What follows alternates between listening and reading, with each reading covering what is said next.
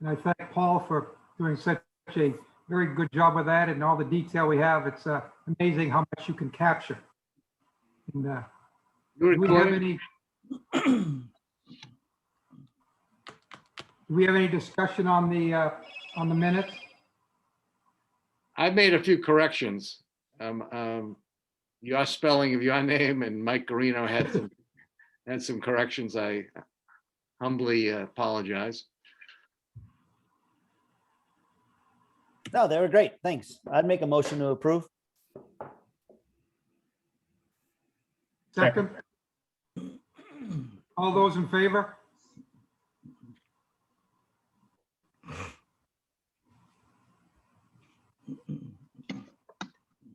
Looks like we have it. I can't see everybody, but seeing no nods, I'd say the minutes are approved.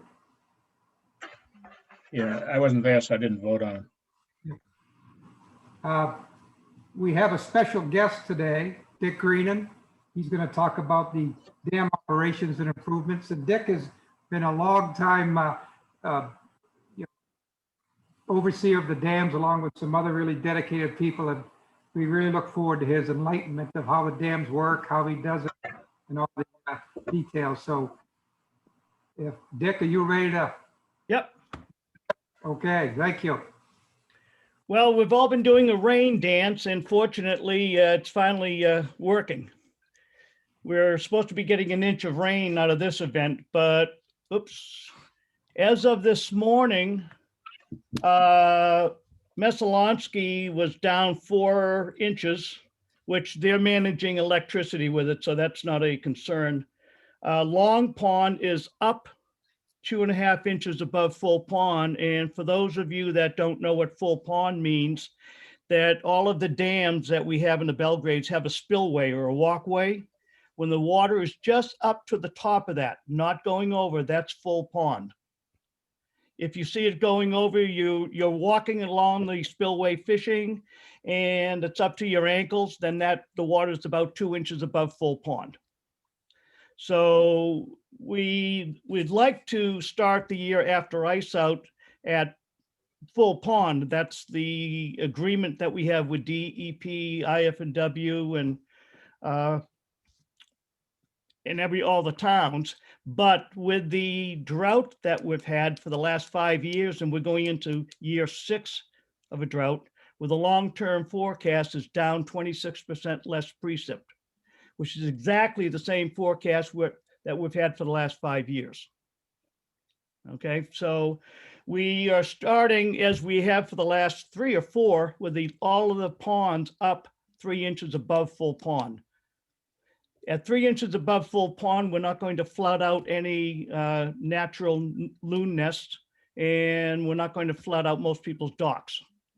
If we go up any higher, we'll start to have some issues and complaints. So we've found over the last few years that we can go up to 3 inches above and have a little bit more of a fudge factor or a buffer going into another dry summer.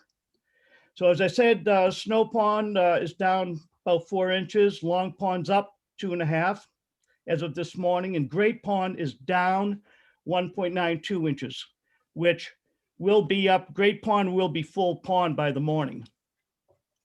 And for every inch of rain that we get, if you have a rain bucket, an empty bucket on your dock, on Great Pond, 1 inch of rain will bring that up about 1.5 inches.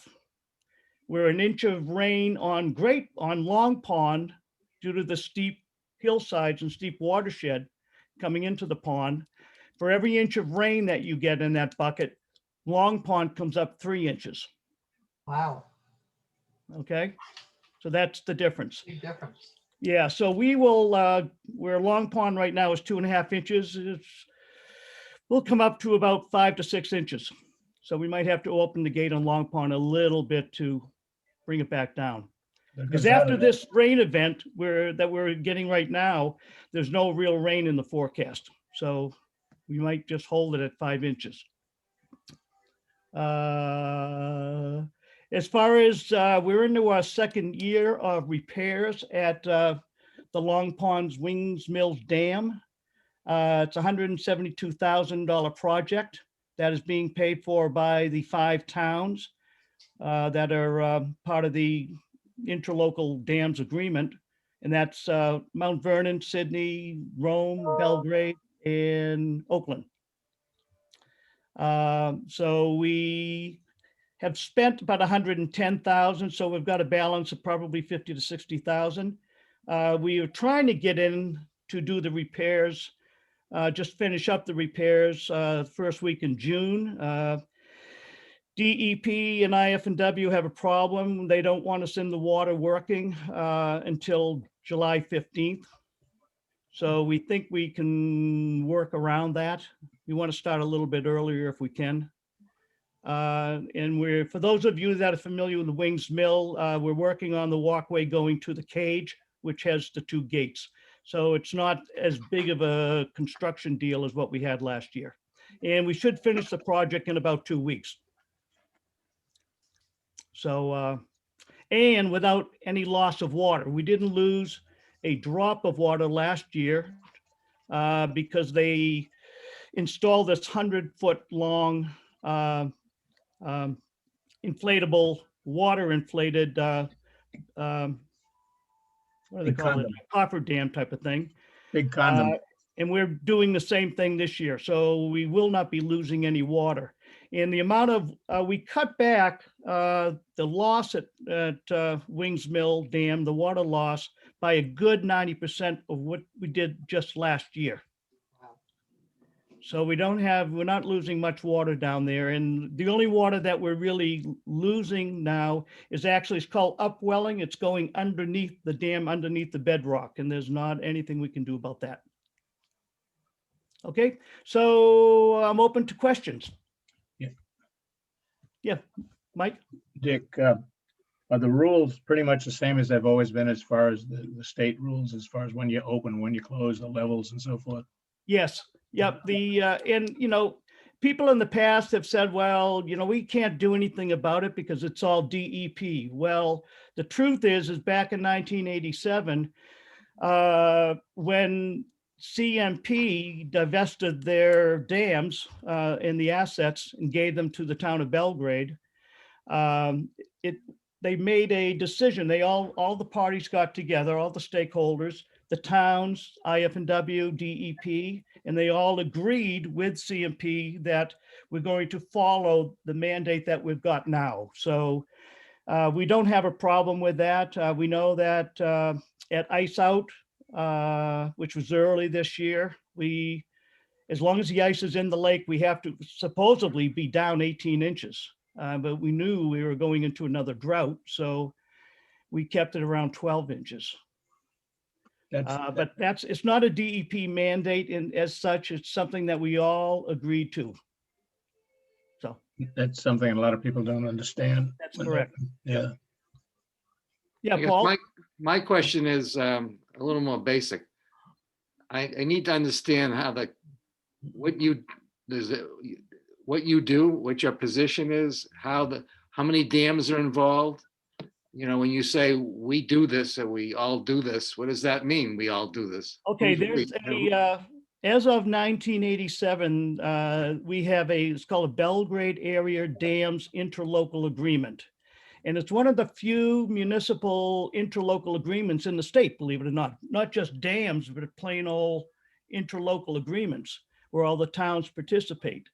And it's been a success story. So in the Belgrades, we have actually 4 lakes, Messalonsky, Salmon, McGraw being one lake with a dam, Long Pond and Great Pond. The dams committee is only in charge and responsible for Salmon, McGraw, Long Pond and Great Pond. And we have one dam on each one of those ponds that we maintain. And the dams committee made up of 9 regular members. And each lake, for example, Great Pond, due to the surface area and population on the lake, has 4 representatives. Long Pond, Rome has 2, of which I am one. Oakland has 1. and Mount Vernon has one and Sydney has one. And then we also have, each town has an alternate or two. So we follow the mandate that we all agreed to and maintain the levels accordingly. Did that help, Paul? Yeah, it does help me. So you're trying to coordinate 3 dams, your committee. Yes. And how does it happen? How do you make a decision that tomorrow you're going to do this, in adjusting the dams? Who does that? We have a mandate, right? And so normally we would be, if we had a normal weather pattern, we would be at full pond. So we say, okay, we're right now, Great Pond is at full pond. No water going over the spillway. And now we have a 3-inch rain event coming. So if we know we're going to get that rain event, so we'll open up the gates to make room for that rain.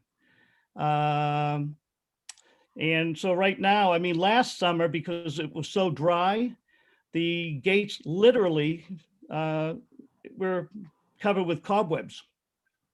Mhm. We had nothing to adjust, and we just watched the water going down. And another problem, if we don't get the rain events, with the ambient air temperature is 80 degrees in the water, 78 or so, in the high 70s, we lose 0.3 of an inch a day due to evaporation. Okay. And there's also another factor, and those of us on the dams committee look at that and say, okay, there's no rain. We haven't had rain in the last 2 weeks. There's no rain in the next 10-day, 14-day forecast.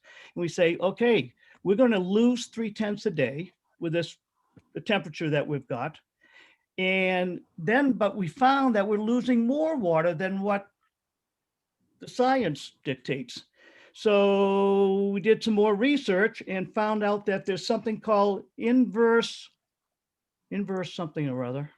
But what happens, when you're swimming in the lake and you get to a cold spot, and that's Right. an aquifer, right? Right. But when the water table on the shoreland is down, you get actually a reverse flow. So you actually have water from the lake going back into the water table. Is So that that will inverse further inverse account for the discharge? loss. Yeah, go ahead. Is that inverse discharge, groundwater Yes, discharge? that's what it's called, inverse discharge. Yep. All right. And this is a silly question, but maybe, I just bought a automatic control for my sprinkler system, which now is programmed into the weather. So it goes on and off depending upon the forecast and how much rain falls. Mhm. Given all the factors that you're talking about, is there a program that would tell you or automatically open and close the gates of a dam? I mean, must be a huge business, these dams in the country. Well, the big ones, like the dam in Oakland on Messalonsky, that's automated. And they can, sit in their home and operate that dam. The other dams, we physically have to go down to and adjust. But when these happen, okay, I guess you answered the question. There's no hardware to do the job at this point. No.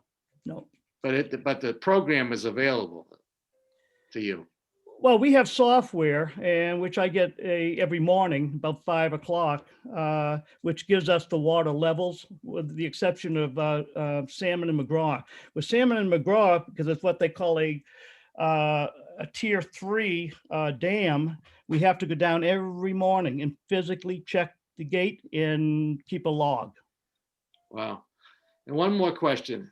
Sorry, is there a way to tell the public what you just told us and about what the various heights are, and is there a way to project that? Because I've talked to fishermen who love to fish the dam, and say, well, I went down there, God damn it, It's closed. the dam's closed. Yeah. And my best fishing that I have every spring is that I'm not. So is there any way to make that public? Or Yeah, Uh-huh.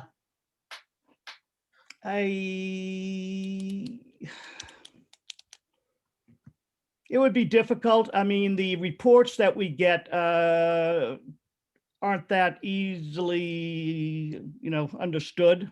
What we do right now is they just call one of the towns and they get a hold of me and I'll call the person. That happens about 5 times a month. So that would be probably the best shot. And it varies. That's why, it's be hard to put it on the website, on the Belgrade website, for example. Because it's changing all the time. I mean, we just went from today, Long Ponds this morning at 2.5 inches. Tomorrow it's going to be 6 inches. Well, it's fascinating information, Richard. And if it could be pared down and put out there, it might help those fishermen understand why they're frustrated and not be so upset about it. I have a little question that's just idle curiosity. I didn't think we'd had enough rain to raise Great Pond up from its 12-inch deficit from a little while ago. How did that Yeah. happen? How did that happen? Just- We have had some showers. We missed the last big 1-inch rain event, but about 3 days ago, we had over a 2-day period, we had about 1.25 inches of rain. Oh, So sometimes it's very local. We also have we have a rain gauge at the Wings Mill Dam. There's also a rain gauge up in Benton that's run by Essex Hydro that we look at, and they'll get rain events and we don't get them, and vice versa. So, but if you look at the chart on the water level at Great Pond, it's been steadily going up. that's great. Thank you very much. And I just want to make the point that I was asking for an article, Richard, and you and I can work on it. Okay. Yep. Also, regarding weekly reports or something of interest to the fishermen, the summertime in the Belgrades does have a dams keeper report. So I keep the water levels in that, and also what our short-term objectives are as well. But by the time that comes out, the news is about 1.5 weeks old. But those reports are a lot easier to read than the graphs that you send usually. Yeah. A lot easier. Yeah. But you're right, the average person wouldn't be able to interpret what they're being told. Dick, couple or a 3-layered question. So the first one is, do you have enough money to finish your project at the Wings Mill? Are you within budget? Oh, yeah, we are in budget. And Okay. actually, we came out ahead.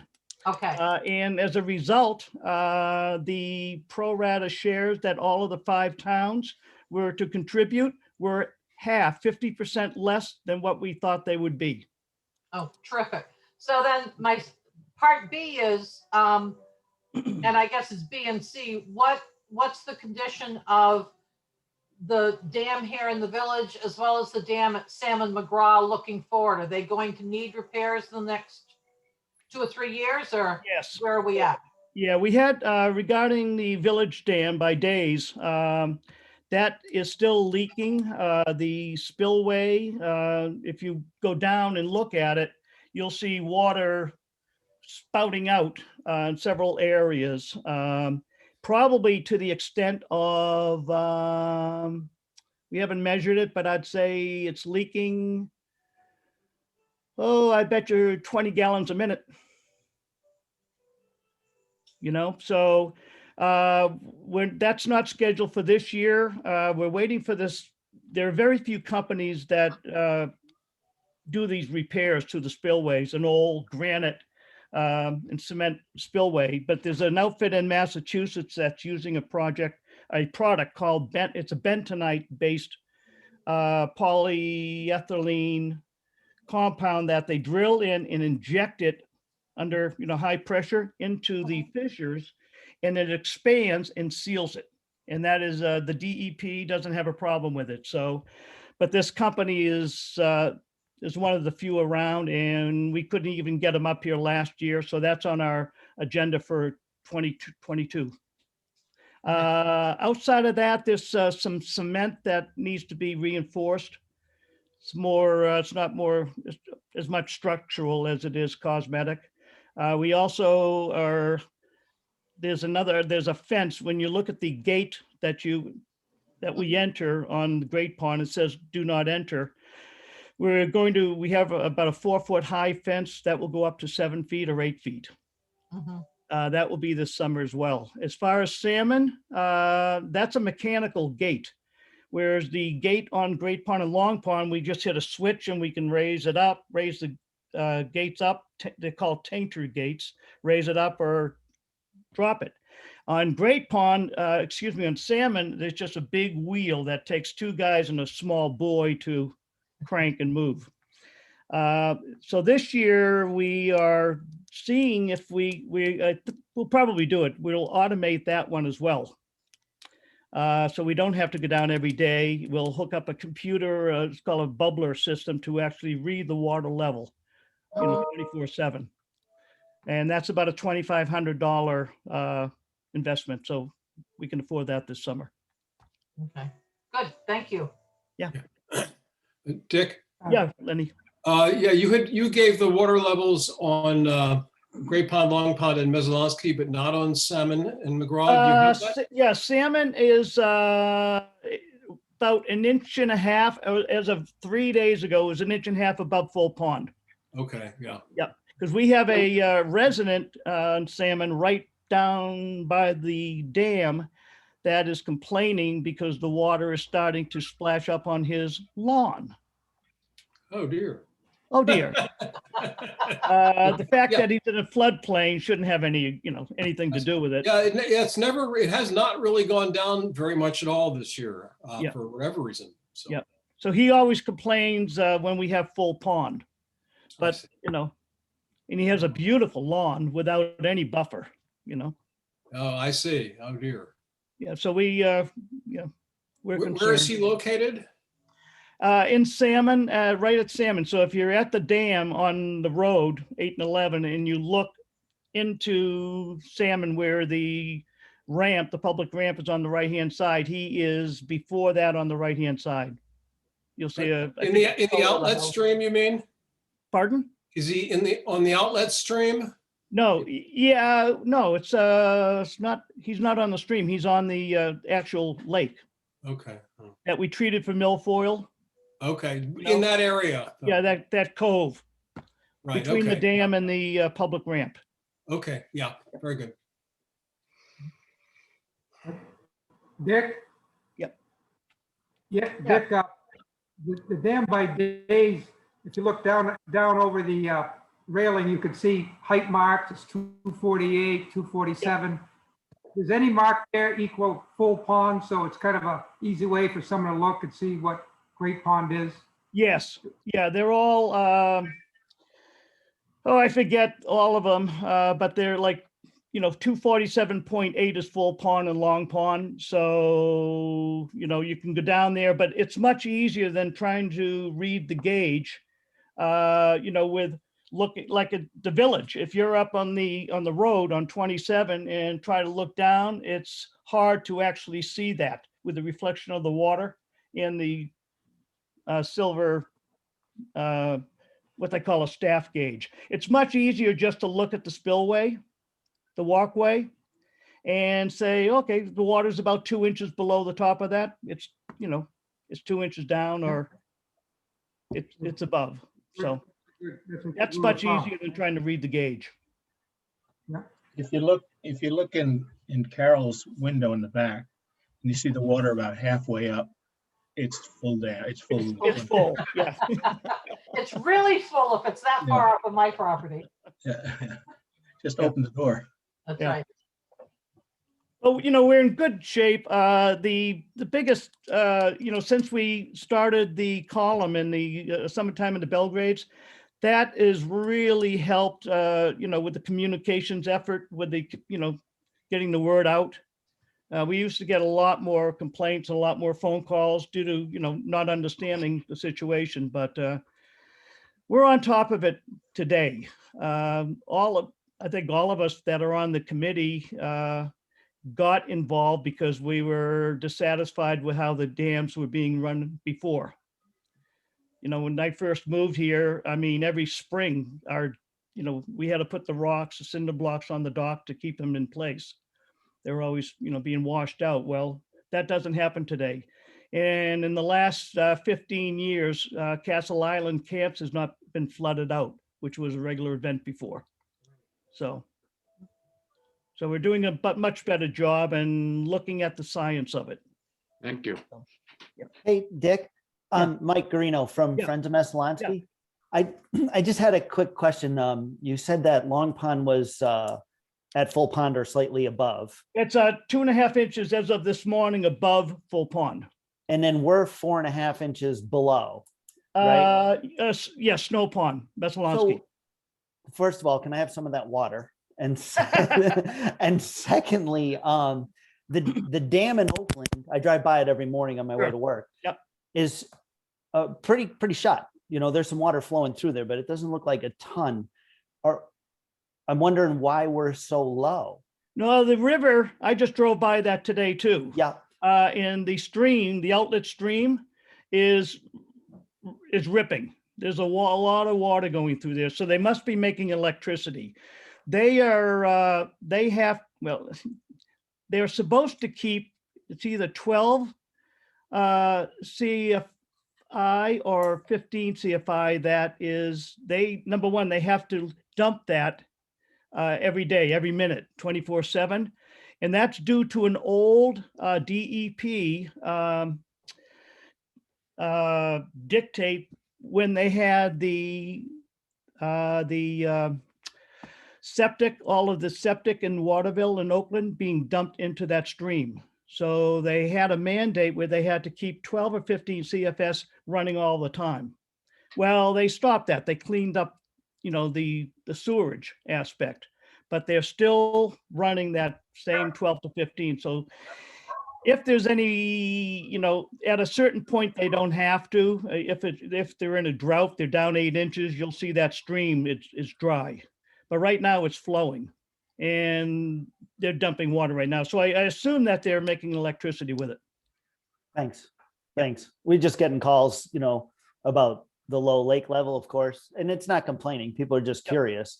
And I blame it on whoever I want to blame it on, but I didn't know the answer, Yeah, we do well, have here's- we have a lot of trucks that come and take water out of the lake at that dam. Yes, you do. Pool companies and Yeah. we're trying to discourage that just because of all the milfoil in the lake, let's suck it out and pump it somewhere else. It doesn't make a lot of sense, but the access, it must be easy there. Yep. So I think that's why they're doing it, but I don't think that would Another- lower. Another interesting thing that's going on in Snow Pond is that Long Pond used to give you a lot of water. With its leaking, Yeah. that ain't happening anymore. So Essex Hydro, who runs the dam at Oakland, they are not going to have the water to deal with on that pond that they used to because we fixed the leaks. So you had several residents last summer on the stream from Wings Mill Dam down to Messalonsky that were complaining about the lack of water. They didn't have to complain before because it was always leaking. Darn your efficiency. Yeah, so that's, Yeah, It's it's in the fine. bag. I don't mind when people call with questions or to complain. Sometimes people just complain a lot, Yeah. but we don't get too much of that. I just like to know the information so that I can tell them why. Yeah.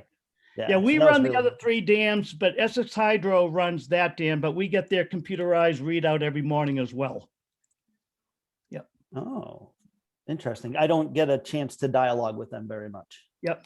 As you can I imagine. can, Mike, if you want, I can put you on the email list. So when I send out the lake levels every morning, you'll get them. Would you like, you want me to do this? Yes. Yep. Yeah. Do I have the right to take myself off that list later? Sure, just email me. Yeah, just No, email I'm me. just kidding. It's the same every day. Yeah. He just keeps sending the same graph out. Keeps it simple. I can understand it that way. I tried reading it on my cell phone. That doesn't work. Yeah. Well, Yeah. thank you very much. And Yeah. we appreciate the work that you do. Yeah. Appreciate it. Thank you. They pay us a lot. Zero. Hey, well, that's too much, actually. We're hoping you That's get some back. But you're not gonna go thirsty. No, you get what you pay for. Yeah. Any other questions? Thank you very much. No, thank you. Thank you, Thank Dick. you very much. It's a wealth of knowledge, and I think you're one of the irreplaceables we have in this. And so, We try to add some science to it with everything else that we, all of you guys do. We, try to add some science and,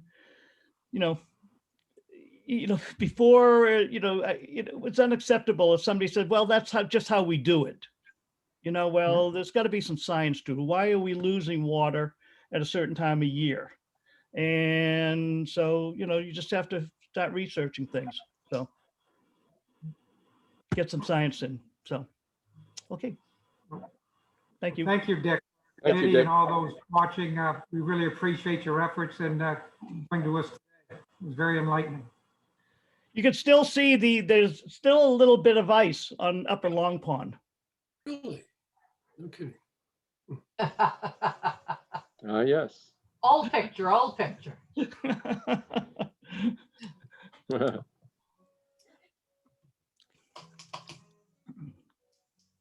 Okay.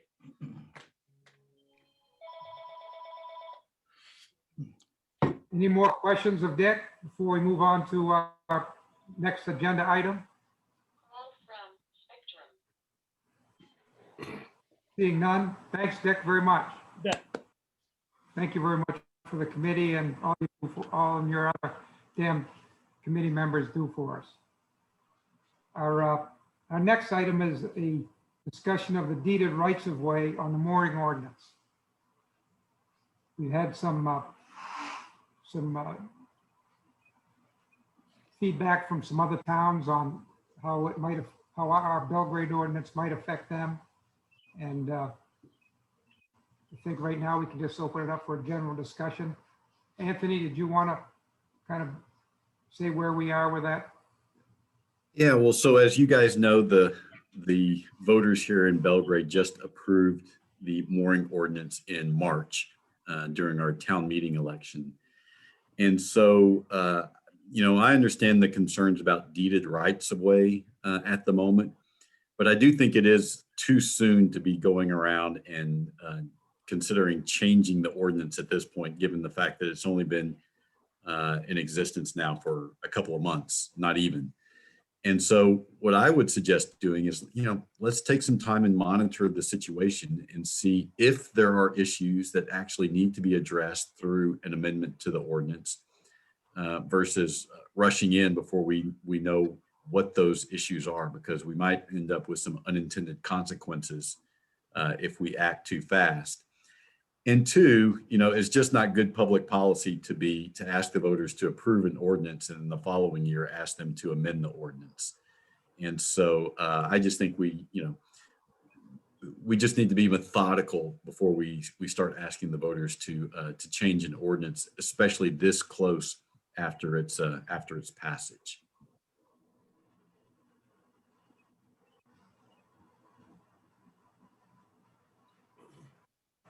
Well, that raises the question whether a minor change would require going back to the voters. It absolutely would. It would. I mean, that's part of the town meeting form of government is voters approve ordinances, and any changes to those ordinances also must be approved by the legislative body.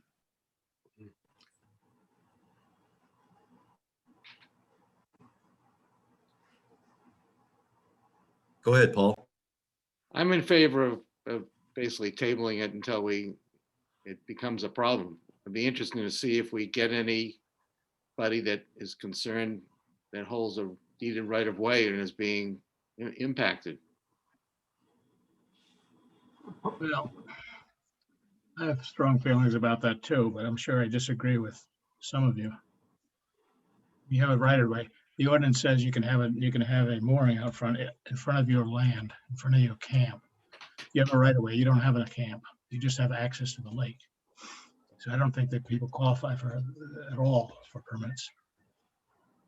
So Mike, you're saying that you think that having a right of way does not give you the right to place a mooring? under the ordinance says you have to have a camp. You put a mooring out in front of your camp. Well, it says you have to own shoreline. Yeah, all the access does is give you lake, all the right of way does is give you access to the lake. So you can bring your canoe down, your boat or whatever and launch it and come back there. Unless there's something written into the contract, that gives you some land on the shore. Mike, I agree with you. What I've seen in Rome, especially, Rome has two, Wildwood Estates and the Windover project where they have deeded common land in front that's been gone through a planning process, and they put moorings in there, but that was done long ago. I'm not aware of any of those situations in Belgrade, but Rome has two of them, which would be, at Wildwood Estates, they've got two common lots, one for moorings and one for beach, and they kind of mix and match them. And those moorings extend far beyond the boundary lines of, where their waterfront is, right down the shore in many cases. So it's Unfortunately, that's also Rome, though, isn't it? that's Rome. Yeah. As Eddie Mayer used to say, we got to kill Grandpa. Yeah. Get rid of some of this stuff. Mhm. Mhm. So like I have in Belgrade, right? I have a right of way at one of our properties that goes to the lake. And we have a dock there and a mooring. And when the ordinance passed, I just asked, my neighbor happens to own the land that's deeded to my property.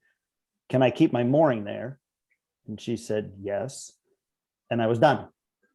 Should I get something in writing? You know what I mean? Like, I'm Well- not worried about it at all personally, but I mean, for other folks that it may become a stink.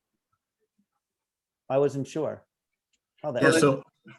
so I actually think, Mike, that's a great model, is just, ask the owner of the property, hey, may I place a mooring here?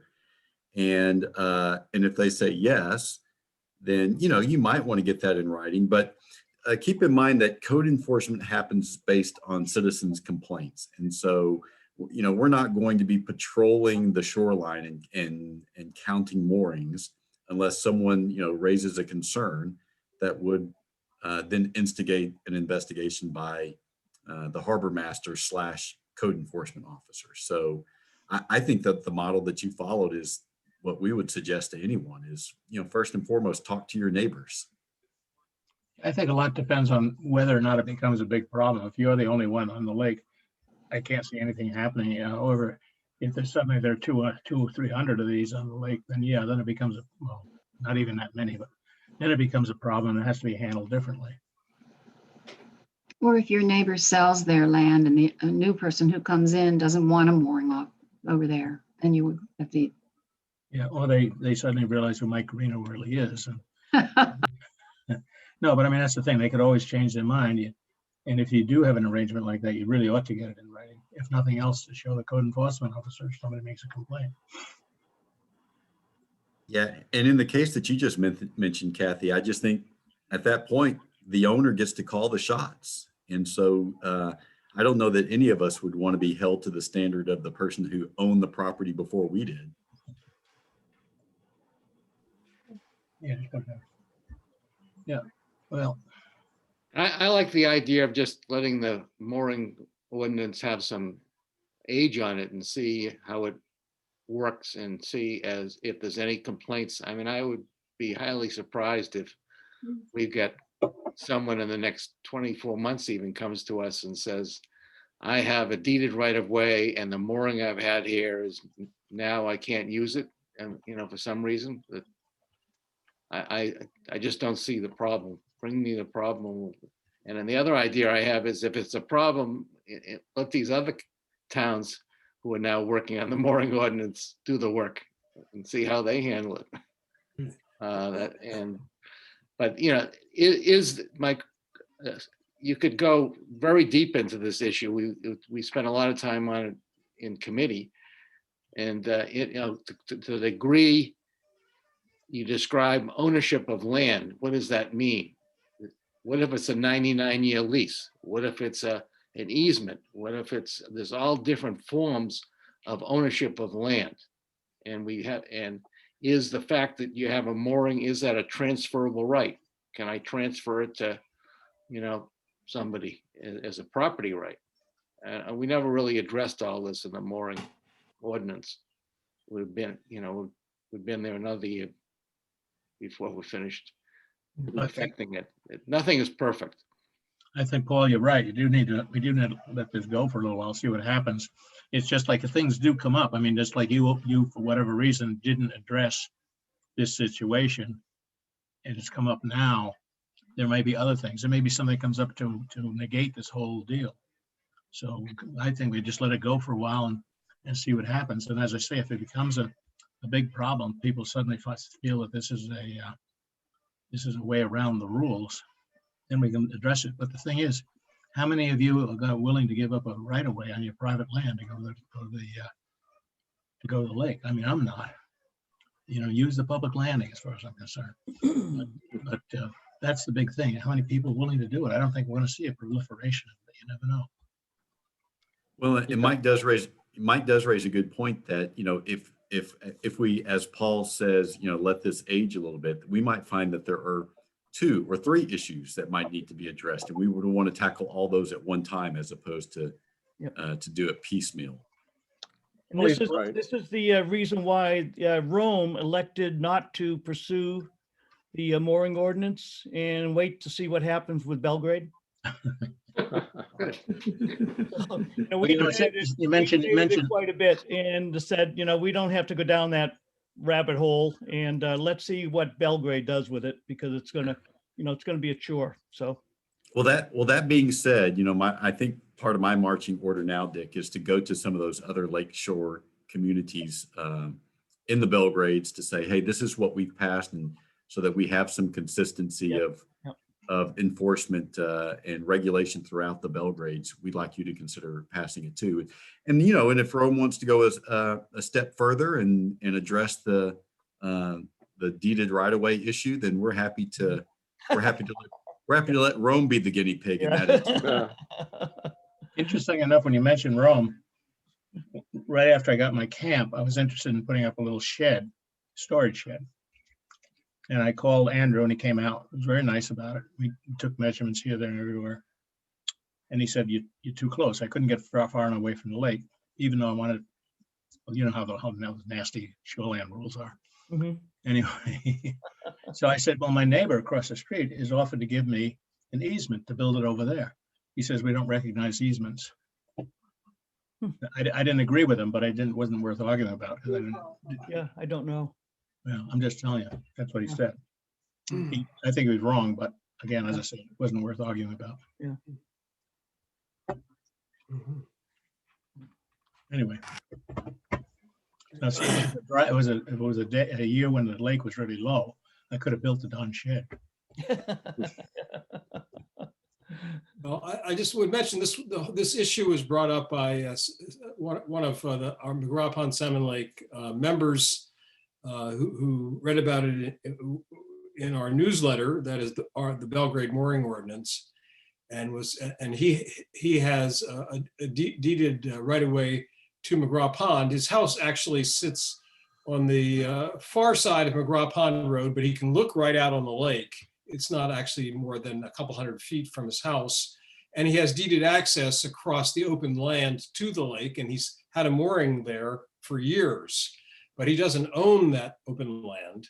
I don't know who does. And he was just incensed that he could not place his mooring there without getting permission from whomever does own it.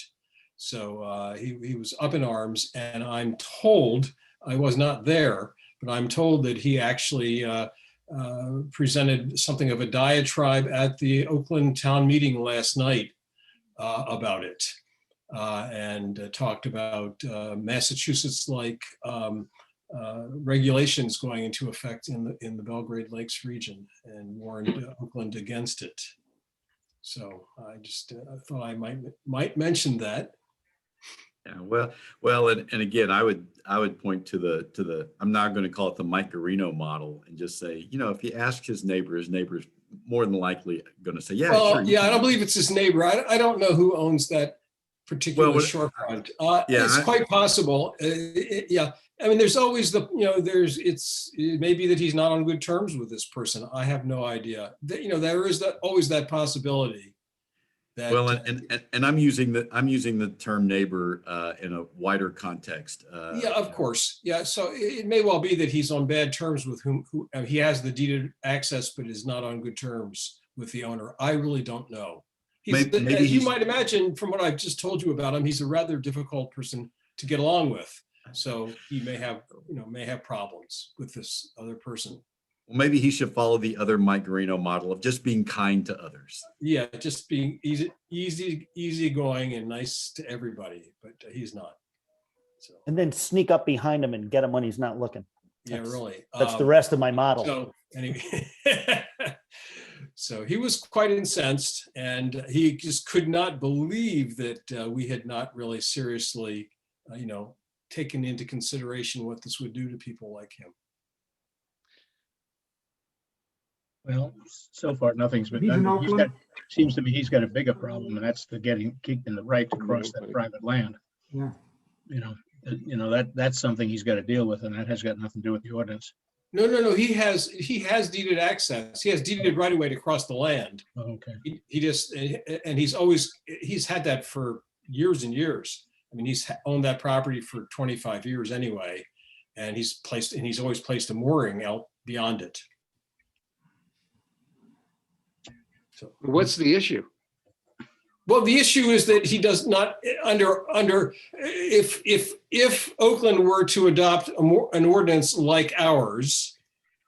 See, in our newsletter, I mentioned that now that the ordinance has been adopted by Belgrade, that we were hoping that other towns would adopt something similar so we could have common ordinances in the Belgrade region. And he was very incensed about that because it would mean that, he would not have the right to put his mooring down I see. without getting approval. I get it. Mhm. Well, that's how democracy works.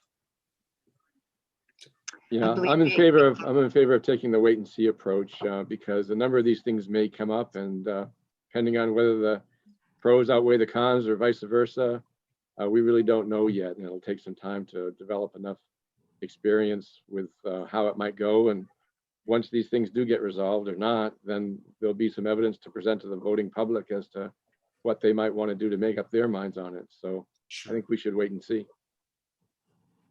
I agree. That's the best thing to do at this point is wait and see if it becomes a problem.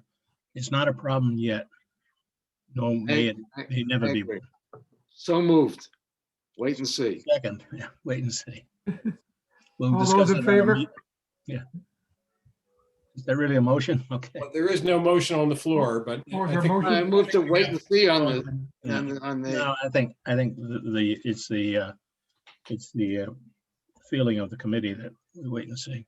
It's still up to the town. The town can do whatever it wants. We have to understand that. So if the voters come up with an ordinance or say enforce the ordinance, doesn't matter what we say anyway. So, but we do have a right to make a recommendation. The recommendation, I think, is a sensible one. Yeah, so no action is really needed on this. It's more of a That's discussion. right. It's a sensible one, which, as you know, with town and government, we're not going to go anywhere. So, come on, Lenny, you know a select person now. I do. That's fine. Ready for discussion on the right of way and moorings ordinance? Isn't that what we just did? Yeah, we're all done. Good. Oh, yeah. The next item on the agenda is using American Recovery Act funds to improve lake water quality. Anthony, could you give us a little bit of background on that, please?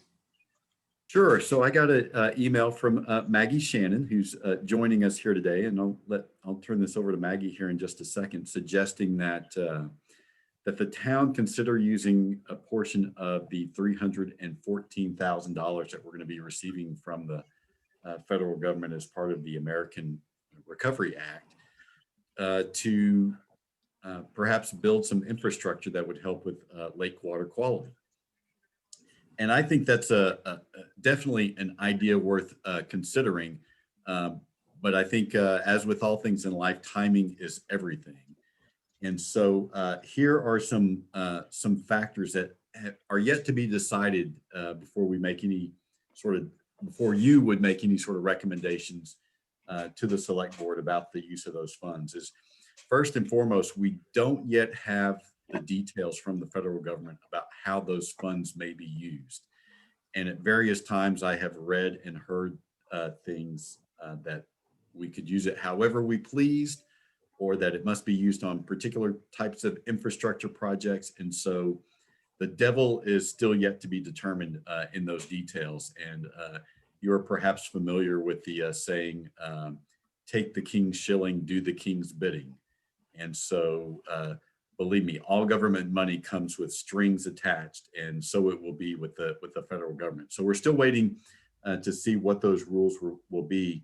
I read something from the Maine Municipal Association just last week that said they anticipated those rules would be released within the next 2 weeks.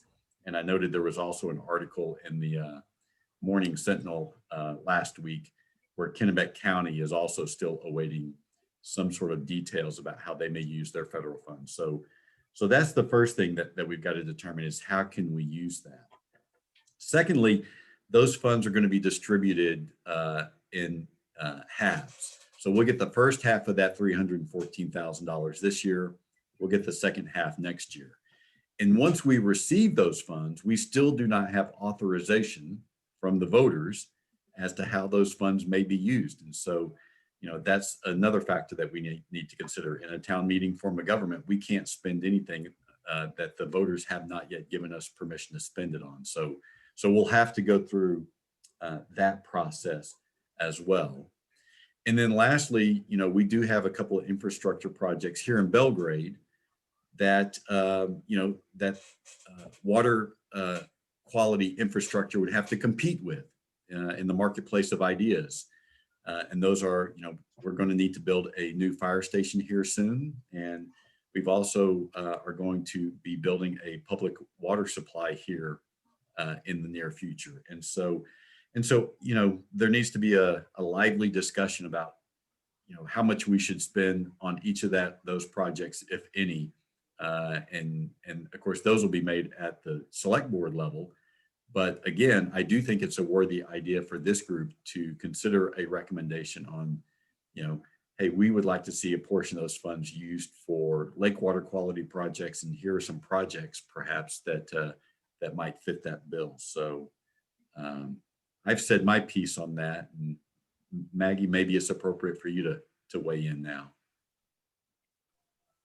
I have very little to add, Anthony. I merely forwarded information that I think all of you know this because the Lake Trust received it, that I'd gotten from Richard LaBelle, who's the town manager in Skowhegan. And it looked at that time to me as if this money came without any strings. And since it was coming to every town, it seemed to me that it was something we could look at, not necessarily lake association by lake association, but collectively through the Lake Trust with Seven Lakes Alliance lead and develop a proposal. And that's what I would like to see happen. I really have nothing more to add. Anthony has all the information that's pertinent and the considerations, but it looks to me as if we have the time to be working on it and developing it if it's going to be voted on next March. In other words, you get the money in June, you get half of 313 or whatever it is, and then your allocation of it comes after the annual meeting in March. Is that correct?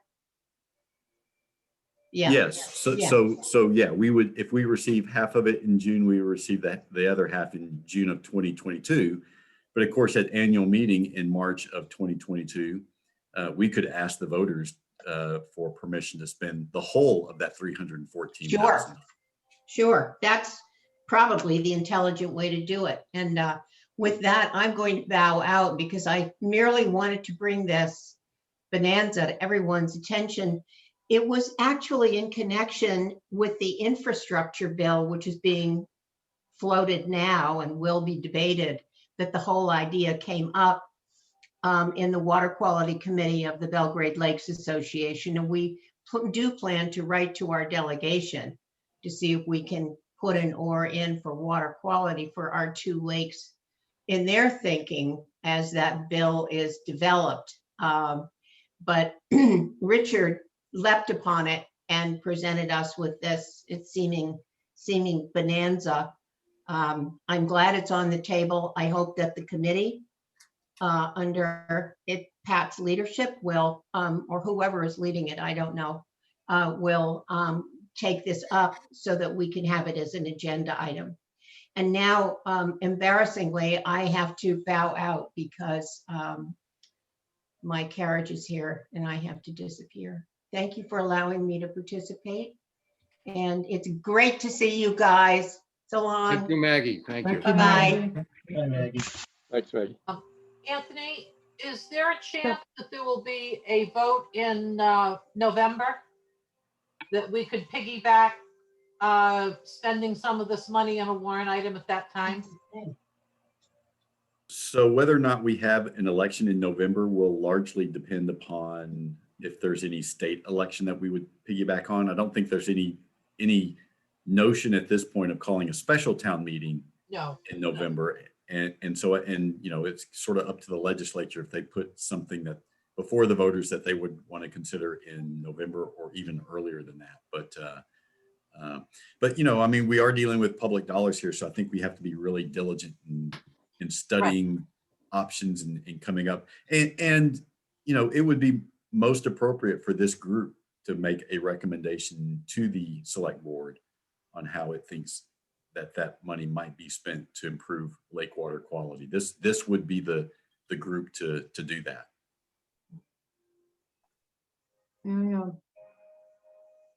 Well, just a thought on that. I don't know what other towns would be getting how much money, but one thing in the mooring committee meetings that we wrestled with was the possibility of funding a response person who would have some responsibility for enforcing regulations actually on the water.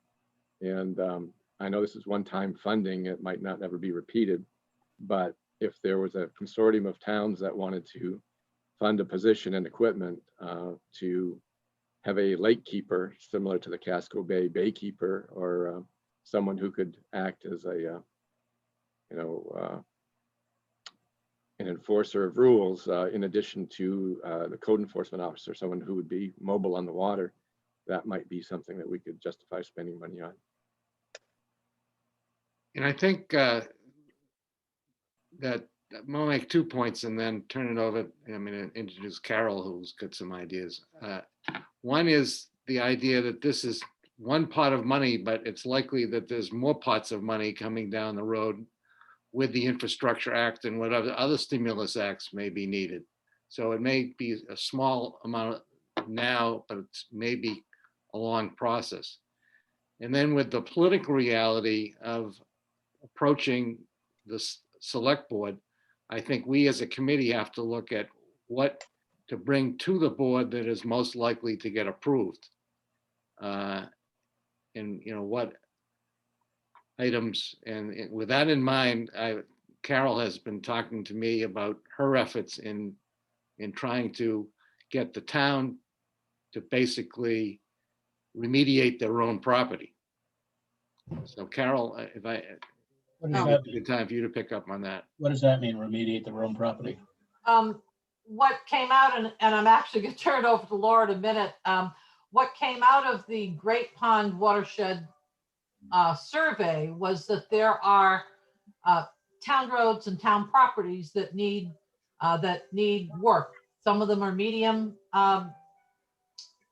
grade attention. Some of them are low grade. I don't think there was any high grade, but I know Laura has, Seven Lakes has put together a chart of what there is in Belgrade. And most of them are not something that the YCC, the Youth Conservation Corps, can do. They're going to need more work, and they're not in our budget, in the town of Belgrade's budget. So to me, this would be an appropriate way to approach the select board in saying, here are some areas that are contributing to erosion into the lake and contributing to water quality. And this gives us an opportunity to really spend one-time money to make a lot of those corrections. And I think with that, Laura, if you want to take over, because you've got this put together, to talk a little more about it. No, I want to say something. I've had my hand up now for a while. Okay. May I, Mr. Chairman? I think we're premature. on Go this. ahead, Mike. Yeah, thank you. I think we're premature in this. At this point, we don't know how much money we're getting. We don't really know when we're going to get it. We really don't have a project in mind. We're just talking conceptually now, which is fine. What I've heard is they're all good, but the town also has a couple of big projects that they have to handle. So any of these projects, in my opinion, have to be melded into what the town needs to do for the town. And not that the lake is not important. As any of you know me, I'm very, very enthusiastic about the lakes and very supportive. But the fact is, we really don't know where we're going yet with this. So to talk beyond concept right now, I think is very premature. Now, I'm finished. So may I? I think that Carol has pretty well covered it, but I would go back to Anthony's comment earlier about the marketplace of ideas, and to yours also, Michael. There will be in the next couple of years a lot of discussions about what kinds of expenses are appropriate and to what degree, and what benefit they have to taxpayers in the town. And it would be great if as a community and as a society, we already look at protecting the lake and protecting those values as an infrastructure project. But unless it's sort of, we're talking about kind of typical kinds of projects, they often don't make it into the mix. So I think one of the most important things this committee can do is continue to, to basically share information and make sure that erosion control projects, which after all are what will keep the lakes from turning green and keep property values from going down and keep health impacts from happening, et cetera, are valid projects. It's especially important in terms of the infrastructure bill, because the last major round of this type of funding came through stimulus funds. And there were a lot of really great environmentally and projects that preserved conservation values, which translate to tourism values and economic values and property values that weren't even on the table. They weren't even considered the kinds of things that would be funded. Well, now they are. And, things like stream crossings, enlarging stream crossings used to be that wasn't even something that we would be considered. And now there's a lot of money that goes into those stream crossings. So I would just hope that there are open minds about, what kinds of projects might be funded, and that these projects really qualify and they're really valuable to people in the town. Yeah, and to speak a little bit to that, I agree with Laura, and I think constituencies should advocate for what they think is important to them and to the community. And so, let's say, for instance, if there's a segment of the community that thinks the fire department is the way that all that money should be dedicated to a new fire station, well, those people should show up and advocate that to the select board. If there are people who think that making sure we've got all the resources we need for the public water system is the way to go, those people should show up and advocate. So I think, you are an advocacy group, the way I see it, for the lakes. And so, it would be appropriate for you to make your case, and then the select board will sort through all of those ideas and come up with what they believe is the right mix to put to the voters. So I think it's appropriate for this group to take its best shot and advocate for what they believe might be best for the lakes, and then let the select board and then ultimately the voters decide that. Mm-hmm. Anthony, are you able to show the charts so just so the people in the committee get an idea of what we're talking about for projects, or? Whoops, you're muted. Oh, you're muted, Anthony. I'm going to show this PDF first that that Laura sent me, and then when you ladies want the group to see the PowerPoint, just let me know.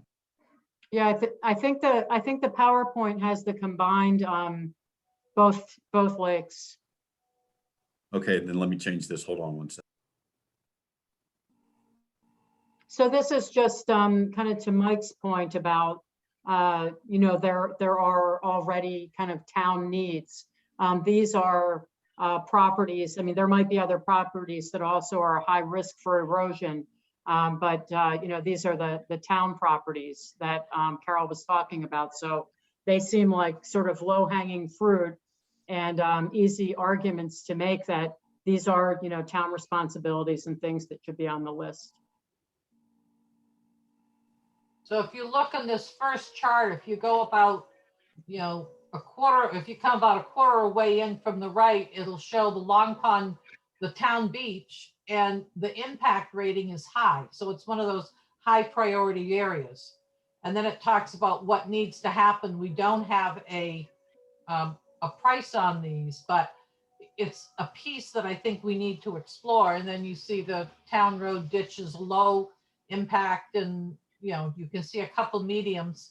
And then I think there's a second page, but this gives you an idea of some of the things that need to be done on the properties that are not, they're currently not in the budget because, you know, we're becoming aware of them.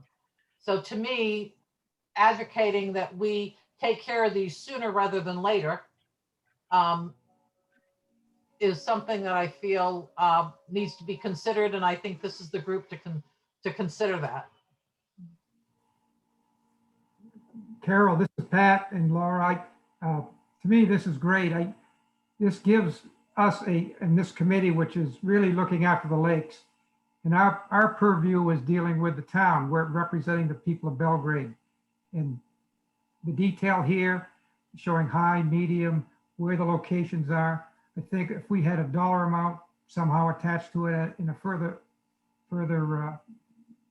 iteration of it would be helpful, but information like this which looks like concrete information, is really what we need to have, among other things.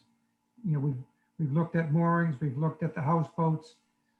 We may want to look at other ordinances, shoreline zone ordinances in the future, but right here, this is just one piece of the pie that is really going to be helpful in keeping dirt out of the water, which is the major problem.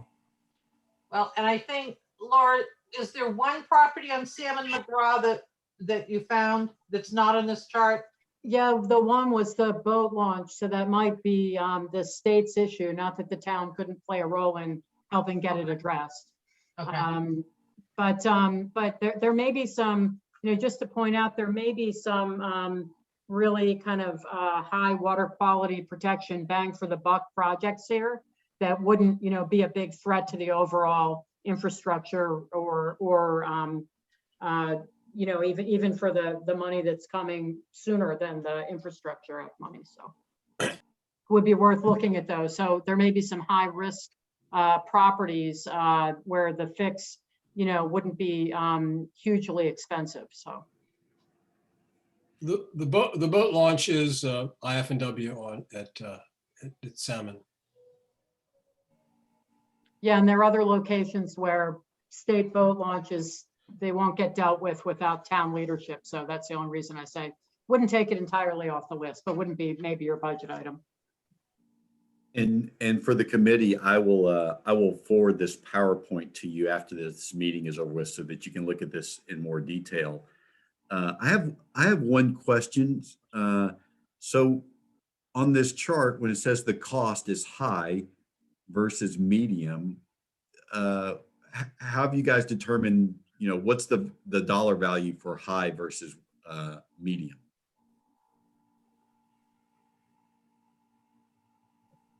Yeah, these were, Yeah, go ahead, Laura. Well, I think that's a question I would give to people who looked at more technical details than me. This all, came from the watershed surveys, but we can take a look at that. I don't know exactly what the bracket for the dollars is. But these were estimates, but they were based on field, the surveys involve field visits from people who, do these kinds of projects like Charlie and Art. So I think we can get more info on that. And in fact, I think it would be a good exercise to have our folks maybe, maybe we get a small group together to take a look at, what seem to be the most promising opportunities.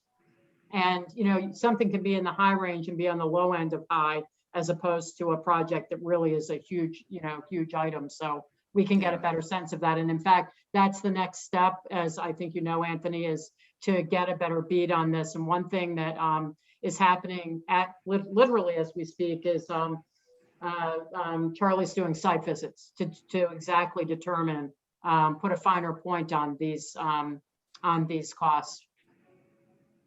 I think Anthony's question, and may be wrong, is he was asking whether the high means correlates to more expensive, that it really isn't it correlate to the environmental impact? There are two, Paul. One is what's the cost and the other is the impact. So you'll see different columns. Different column? Chance to look at Yeah. that. So what you're describing, Paul, is in the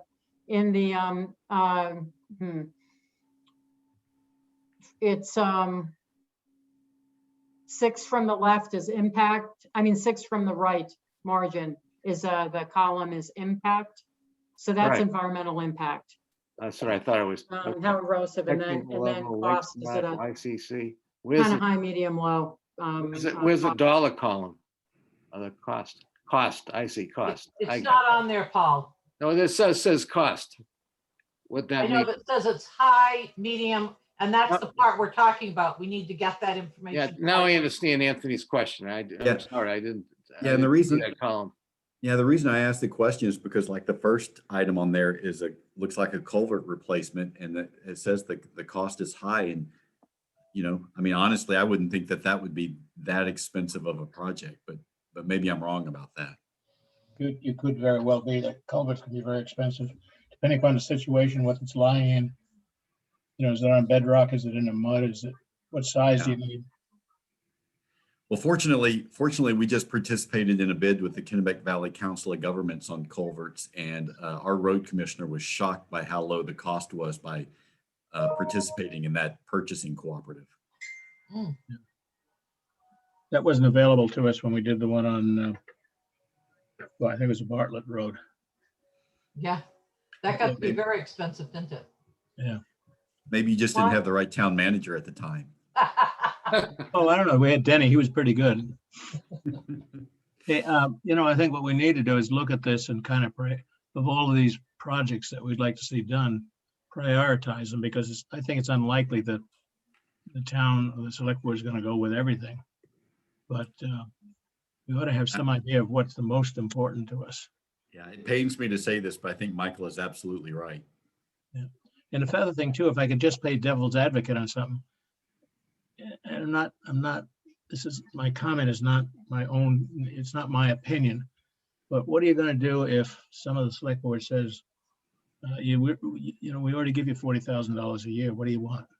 You're willing to give that up in order to get some of this? I think what I would respond to that, Michael, is no, you don't give us anything. The voters give it to us. And so, we'd like you to consider asking the voters to approve this as well. That's true, but If a select board member said that in public, I would be appalled. Well, it's been said. Yeah, and I'm appalled. Well, and I think you're in another town. But you're right. Yeah, I think that the simple answer to that is that there are other projects that money funds, and then and it's not all erosion control. We're also talking about invasive plant control, et cetera. And the other thing is, if you compare the need that was identified in even just the Great Palm Watershed Management Plan as to those funds, it just totally pales in comparison to the infrastructure need. We're looking at Great Pond around 2 million, and probably Long Pond's gonna come in, I don't know, 1.5 to 2 million. That's $4 million possibly on 2 lakes. That's a huge, huge amount of money to be done over 10 years and work to be done. So the select board needs to know that there's this big an impact that we have to take care of.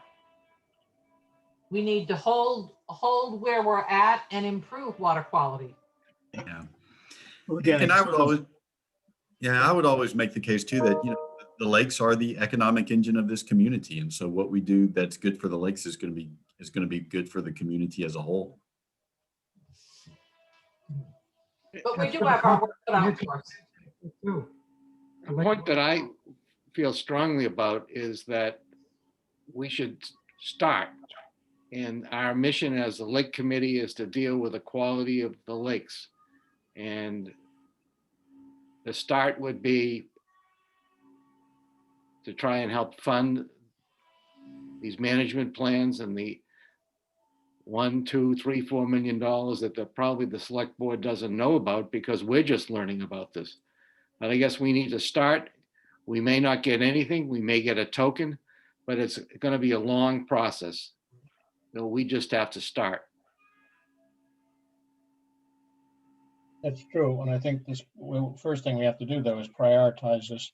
What do we want to start with? Which of all these things, which was the one that is going to be most detrimental if we put it off? What's the second and so forth? Because it'd be easy to make a case if we're looking for something to take care of just to pick the first one, culvert off the Yulin Road. Well, You know, I that's gonna be a think big- a point that was made a few minutes ago, you need to find out what those numbers are instead of just high for cost. What are you talking about? I think perhaps from Art Grindle, put numbers to those categories. Oh, no. Well, yes, that's true. We need to know that, but from our point of view, we should be more concerned with what's most likely to cause a problem. And if it happens to be too expensive, well, that's where the select board will come in. They'll say, no, we can't do that, but hopefully they'll say we can't do that, but we can do the 1 cent a drive, whatever the hell that is. Well, that's the Center for All Seasons. I know that, but I didn't know there was a kayak launch down there. Yeah, yeah. So, and I think Michael makes a very good point that I think you have to think of it from a politically strategic standpoint is, you're not likely to get the whole $314,000, but if, let's say a culvert project cost $80,000. Well, then, that might be a realistic project to get funded. Particularly if it's a high priority project that would have a lot of impact.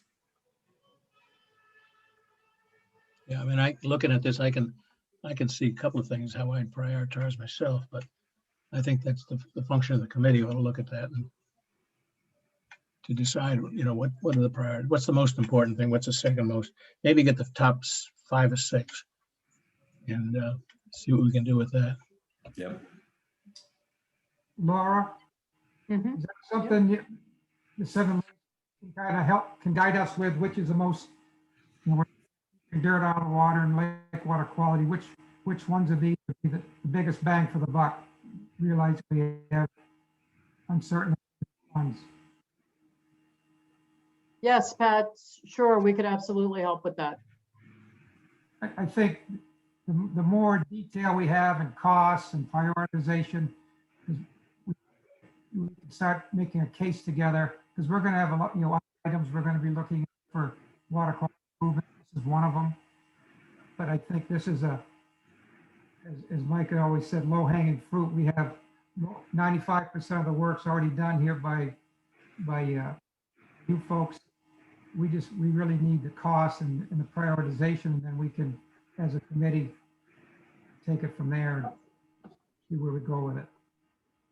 Yes, and I think that the other thing that we can do and are in the process of doing, working with BLA and, certainly work with the town is identifying what the range of potential funding sources and leveraging capability are. I mean, you don't want to take on paying something for 100% when we know that we can get some significant leveraging of funds from, for instance, the federal Clean Water Act 319 program. So we're going to want to be strategic about I mean, when I say we, all of us collectively, strategic about how, what we propose to which sources. Regarding Long Pond, their survey, how far away are we from getting on Long Pond, this kind of information on prioritization of projects? Is that a year away or imminent, or it'd be good if we had them both together if possible. If not, we'll take them as we have them, but comprehensive, I think we get, the better, in making any presentation to the select board. We have the sites, am I correct, Laura?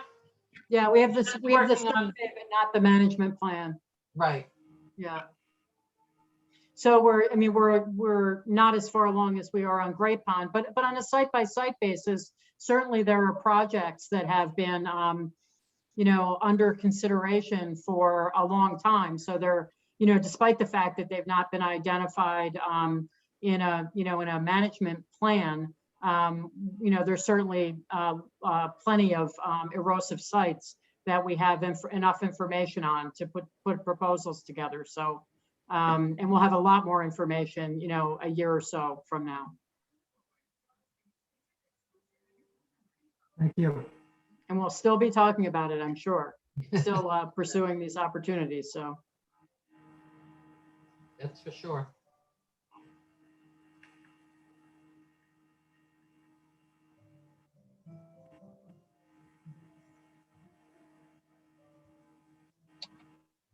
Well, We're getting near 4:30. Do we have discussion on this topic before we move to discussion of the June 2nd agenda? move on. Move on. Move on.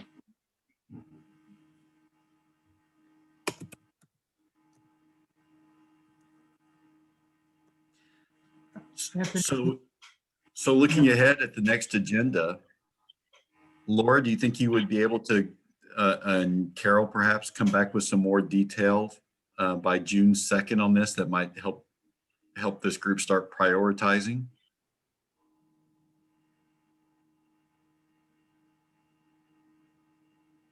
I'm not talking to you. Oh. Laura, we should be able to get some Yeah. more information for them by then, shouldn't we? Yeah, I don't think, we can have any comprehensive proposal, but certainly more information than today on, kind of quick turnaround. Happy to. Let me just ask, is this the type of infrastructure deal that Maggie was alluding to? Or Yeah. did she have something else in mind? No, she was talking about this. We have a lot of other projects that can be done, but this is the I one. just wanted to be clear, make sure we're all, Thank And you. I think one of the really smart things about this plan is, this proposal is that it addresses town properties. So I think it's easier for the town or the select board to say, yeah, these are things we ought to do because these things belong to us. We really don't have that kind of control over private property anyway, so. Probably take it, but they're not about to take any property. No, I mean, we could come with a proposal saying we need to fix this on such and such a road or a stream or something, but and do it like a 319 grant, but there's enough property that the town owns that needs attention. And I think that probably should come first before we ever, start venturing down a different path. Yeah. And we have a select board that we need to educate to the importance of this. So it's a longer process. Right. Let me know how you do with that. All things are possible, Michael. So that sounds like then that will be a topic of discussion on your June 2nd agenda, yes? Yeah. Okay, and so I had previously talked to Denny Ketchel, and he was agreeable to coming and talking at the next meeting about watershed districts. Do you want to have that discussion as well, or do you want to just simply focus on this topic right now since it's really timely? This is going to take enough, this is going to take a lot of time alone, and it's something that has more immediate need, I think. I think this is going to be, this topic will be going on for many months, be part of our agenda. So I would like to see if we could talk to Denny as well.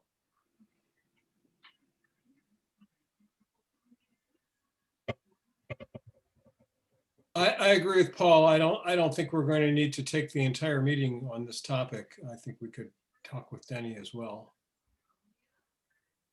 Yeah, I agree with Lenny on that. I think we should keep other wheels spinning at the same time and perhaps split the agenda the two ways, because it's going to take some homework to study these potentials and rank them in our own mind, and that can be done in between meetings. We should keep things moving with other issues. Okay, well, he's already agreeable to coming on June 2nd.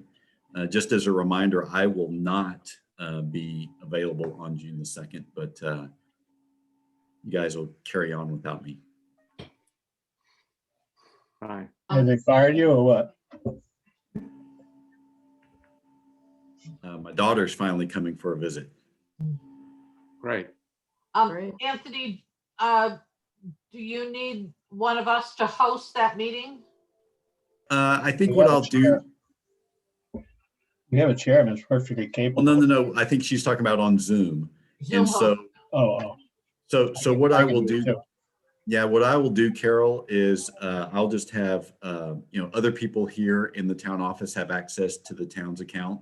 And Okay. I'll just have someone else start the meeting, and then we'll make one of you guys the host of the meeting, and then y'all can go on from there. I can be the host. All right. Thank you. Yeah, he shuts you off if he doesn't like what you're saying. Any more business for today's meeting? Motion to adjourn. Second? Okay, we'll see. All right. Thank you, Anthony. Thank you, Thank you. Carol, Laura, for coming. Thank you all. Thank you for inviting us. Thanks, everybody. Thanks for having us. Thank Bye-bye. you very much. Y'all have a good evening. You too. Take care.